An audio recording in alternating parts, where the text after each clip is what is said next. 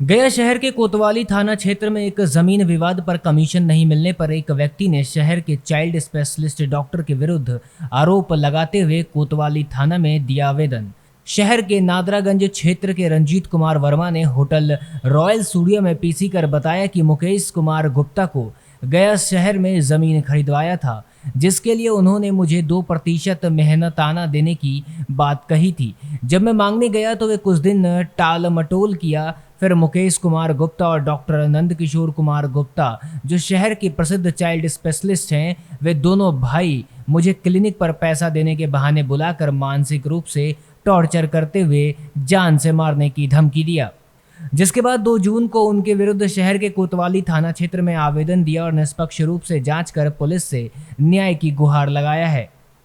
वहीं दूसरे पक्ष से शहर के child specialist doctor Nandkishore Gupta ने उन पर लगाए गए आरोप को बेबुनियाद बताते हुए कहा कि जमीन के मामले में मुझे कुछ लेना देना नहीं, लेकिन हमारे भाई मुकेश कुमार गुप्ता द्वारा जमीन खरीदी गई है, लेकिन सब मामला साफ सुथरा है। उन्होंने तो बताया कि भाई के द्वारा जानकारी प्राप्त करने पर पता चला कि मीडिएटर रंजीत कुमार वर्मा जो आरोप लगाए हैं वो 1 लाख हमारे भाई से पहले ही ठग चुके हैं और वे पुनः 420 कर हमारे भाई से रुपया ठगने का हथकंडा अपना रहे हैं और साथ में मुझ पर बेबुनियाद आरोप क्लिनिक में बुलाकर धमकी देने का लगा रहे हैं। वे जांच का विषय है।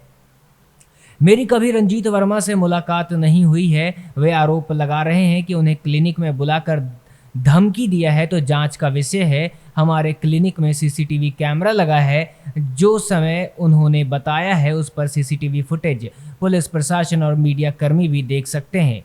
हमारे पर लगाए गए झूठे आरोप को कतई बर्दाश्त नहीं करूंगा। इसका हर्जाना रंजीत कुमार को भुगतना होगा। मैं उन पर मानहानि का मुकदमा करूंगा, क्योंकि आगे से किसी भी व्यक्ति द्वारा किसी प्रतिष्ठित पर झूठा आरोप लगाने से पहले सोच समझ लें। गया से अशोक शर्मा की रिपोर्ट। 2020 को यहाँ के जाने माने child specialist doctor Nandkishore Prasad Gupta, जिनके अनुज मुकेश कुमार गुप्ता को मैंने एक प्रति ज़मीन खरीदवाया था। इनके कहने के अनुसार इन्होंने मुझसे ये वायदा किया था कि आप ज़मीन हमको खरीदवा के निबंधन करवा दें तो मैं आपको पारिश्रमिक के रूप में 2% मेहनताना, जिसका 2,22,000 रुपये बनता है। मेरा यही रोजी रोटी है। मैंने इनकी बातों में सत्यता पाई, मैंने इनका काम किया, करवाए। उसके बाद मैंने मेहनताना मांगे तो ये बोले कि एक जगह से पैसा आ रहा है, हमारा निबंधन करवा दो, उसके बाद तुम्हारा पैसा हम मेहनताना हम दे देंगे। मैंने इनकी बातों पर विश्वास किया। विश्वास करने के तहत मैंने जब इनको निबंधन करवा दिया तो हम जब पैसा इनसे मांगने लगे तो 1-2 बार टाल मटोल किए। टाल मटोल के उपरांत थोड़ा मुझे कुछ शंका हुई तो मैंने थोड़ा सा इन पर दबाव बनाया अपनी बातों से कि मुझे पैसा दिया जाए। तो मुझे ये अपने क्लिनिक में बुलाए कि और तुम्हारा पैसा हम तुमको दे देते हैं। उसमें फ़ोन करने में child specialist doctor Nandkishore Gupta भी थे, इनके अनुज मुकेश गुप्ता भी थे, जो इनके नर्सिंग होम पैराडाइज में वे एक क्लिनिक चलाते हैं, दवा की दुकान चलाते हैं, जिनको मैंने ज़मीन खरीदवाई। उनका नाम मुकेश कुमार गुप्ता है। इनके बड़े भाई हैं डॉक्टर नंदकिशोर गुप्ता, जो इनके राय से ये सभी काम करते हैं। मैं वहाँ गया, मैंने अपनी सारी बात फिर दोहराई। वो बोले कि चलो अंदर बैठो, बैठ के बात करते हैं, तुम्हें पैसा हम दे देते हैं। मुझे एक रूम में ले गए, वहाँ इन्होंने दरवाज़ा बंद कर लिया और मुझे मानसिक रूप से टॉर्चर किया। चर्चा की जा रही है और जिसमें मेरे ऊपर कुछ भी आरोप जो लगाया गया है, ये आरोप सरासर बेबुनियाद है और इस ज़मीन से मेरा कोई भी लेना देना नहीं है, मेरा कोई भी मतलब नहीं है। जिसने ज़मीन लिया है वो मेरा छोटा भाई है, समझ गया ना, उसने ये ज़मीन को ख़रीदा है। दूसरी बात है कि इस ज़मीन से मेरा कोई लेना देना नहीं है और मार धार का भी धमकी देने का, जान से मार धमकी देने का ये आरोप आप पे लग रहा है, जो सिविल लाइन में आवेदन दिया गया है, उस संबंध में आप क्या कहेंगे? अच्छा, ये जो हमारे ऊपर या मेरे भाई जिसने खरीदा ये ज़मीन को, उसके ऊपर जो ये आरोप लगाया जा रहा है, ये शायद उसमें डेट दिया गया है 31/5 का 12 बजे दिन का। तो मेरे हॉस्पिटल में चारों तरफ सीसीटीवी कैमरा लगा हुआ है, मेरे चेंबर में भी लगा हुआ है। अगर आप लोग ये चाहें तो इसको जांच कर सकते हैं, देख सकते हैं। जांच का विषय है कि मेरे घर में या मेरे हॉस्पिटल में कभी कोई इस तरह का आदमी नहीं आया जिससे हमारी इस तरह की बात हुई है। रिकॉर्डिंग टोटल है, आप देख सकते हैं उसको, और उससे क्लियर हो जाएगा कि ये जो आदमी मेरे ऊपर आरोप लगा रहा है या मेरे भाई के ऊपर आरोप लगा, ये सरासर गलत है और ये झूठ मूठ के बात बना रहा है।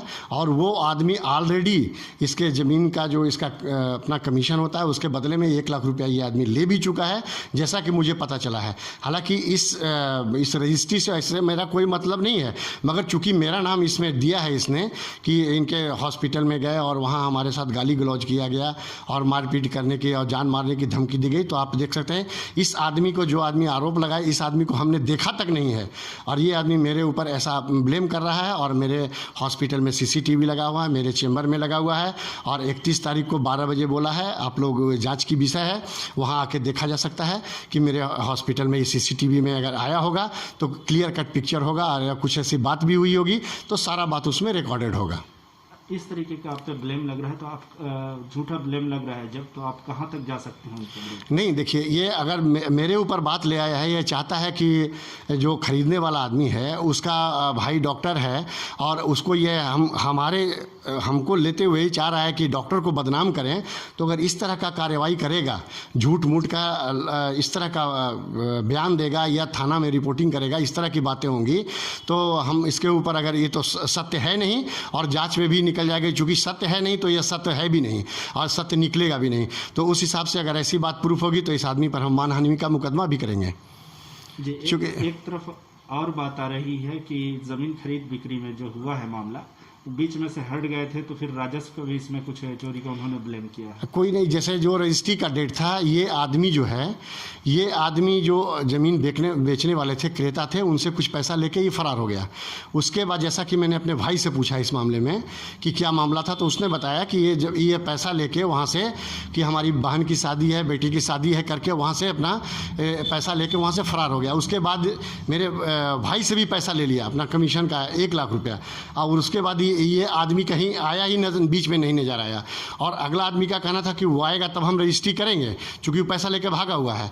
तो ये आदमी फिर गया नहीं और रजिस्ट्री का टाइम भी ख़त्म हो गया, कि ये उसका जो एग्रीमेंट था वो फेल हो गया। उसके बाद बड़ी मुश्किल से फिर हम लोगों ने, ये मेरे भाई ने मतलब उसको अपने परिचय के लोगों जो उनको भी जान पहचान के थे, इसके भी जान पहचान के थे, उनसे मिल के, उनसे रिक्वेस्ट करके, और जो उसका मतलब जो ज़मीन का जो सही कीमत था, उस कीमत में उस ज़मीन को बाद में रजिस्ट्री किया गया। ठीक है, परिचय। मेरा नाम डॉक्टर नंदकिशोर गुप्ता है और मैं इस मामले में अनर्गल बिना मतलब का मेरा नाम दिया गया है। तो मैं इस मामले में ज़रूर, अगर ये तो सत्य है नहीं, अगर इसके लिए मैं ज़रूर उस आदमी पे मानहानि का मुकदमा करूंगा, और जो हमारे चरित्र को जो हनन किया इस आदमी ने, उसका हर्जाना उस आदमी को देना ही पड़ेगा।